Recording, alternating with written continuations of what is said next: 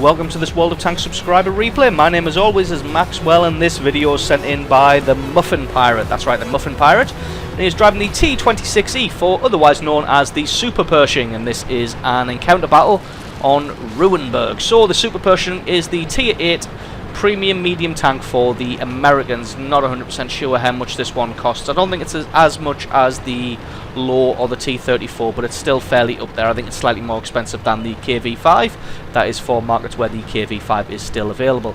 Now this thing plays a lot more like a heavy than it does a medium, as you can see cruising along here on the road at a top whack of about 25 kilometers an hour. Picking up to almost 30 there down a little gradient, but this thing plays a lot more like a heavy tank than it does a medium. You're not going to get much flanking done, and you're not going to be able to outmaneuver the enemy very easily. But the good thing about it is the massive amounts of armor that it has.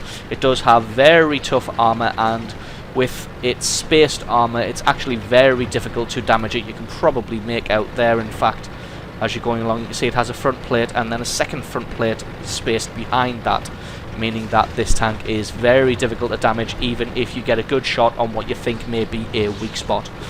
So after this battle, it looks like the enemy has committed a hell of a lot of heavy tanks to the right hand flank. Not sure that that is such a good idea. It's probably just because they all spawn over in that direction, so most people just decide to drive straight forward, not knowing what the A and the D keys are for. But it looks like the Allied team's committed a good amount of forces to the cap point. So if this T-29 and Muffin Pirate here can get around behind the church, they should be able to catch that Tiger II unawares and lay some serious damage on him. And then he's got nowhere to run, because he can't run to the front, because that's where his allies are laying in wait, and they can't really reverse behind because they'll get themselves blown to bits. So just spotting out two KV-1Ss here, shouldn't be too much trouble to take these out. Ooh, unlucky. Managing to land a shot on its side armor as it was turning, therefore only scoring a glancing hit. T-29 taking him out there, so the second one here just going to lay some damage on him. The gun's pretty good on this thing for a Tier 8. It's got a decent enough gun with a decent enough penetration and overall damage. So taking out the 1S now, and his allies were actually pretty smart there, saw that when the T-29 and the Super Pershing came in from behind there, then they all advanced through the cap point to the church and attacked them from the front. So pretty smart play there, although it looks like this guy's got himself into a bit of a pickle here, being surrounded by a Tiger II, a T-20, the artillery, and can't remember 100% what that other tank was. Tiger II almost out of the game now, only 10 hit points, almost a waste of a shell to take him out. This T-20, however, is still pounding on... Who was that? Was it a Tiger P? Oh, it's a T-34.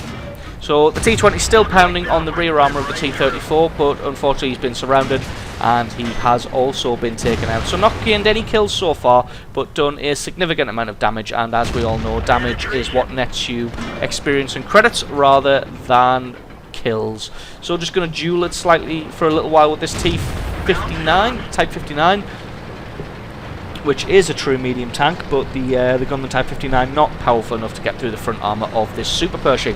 So it looks like the guys who were overcommitted on the right hand flank have now decided to move through their allies' cap point and, well, spawn point, and is now starting to move down the central road and the northern road. It looks like everybody got a little bit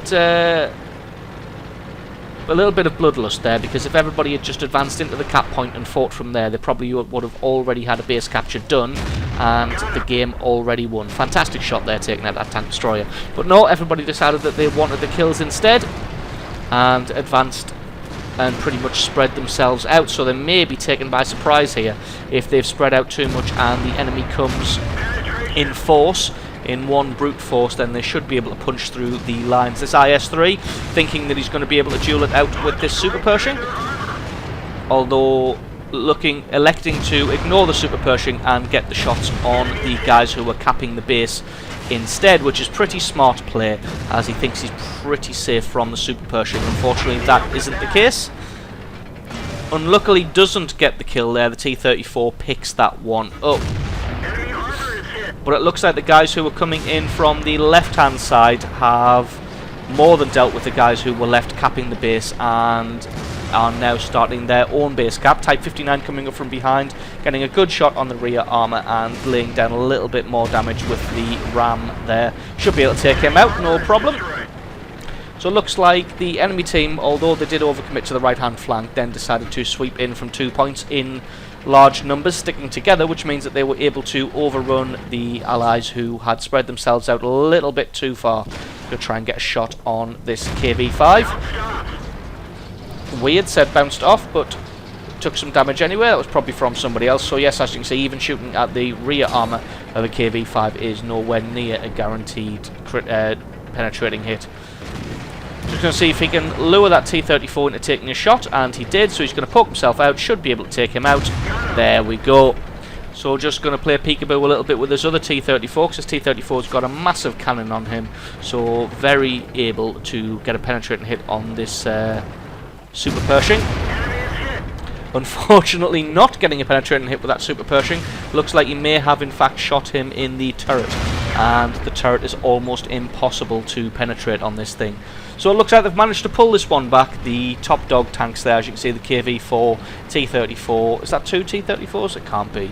And a T-29 in fact. And this Super Pershing have been able to mop up the survivors.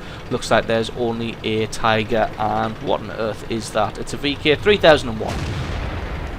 So somebody else taking out the Tiger, so it looks like it's going to be a case of just starting the base capture now, because this 3001, to be honest, is probably just going to hide, and it looks like he hasn't really participated in this battle very much anyway. So 4 kills, pretty good showing there with the Super Pershing.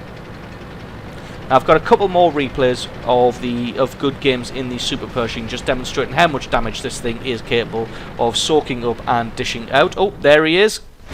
And I will be bringing those over the next few days. Fantastic shot there, able to take out the last guy for a total of 5 kills. So absolutely brilliant replay there from the Muffin Pirate. Thank you very much for sending that one in, and thank you to you guys for watching, and I will catch you next time.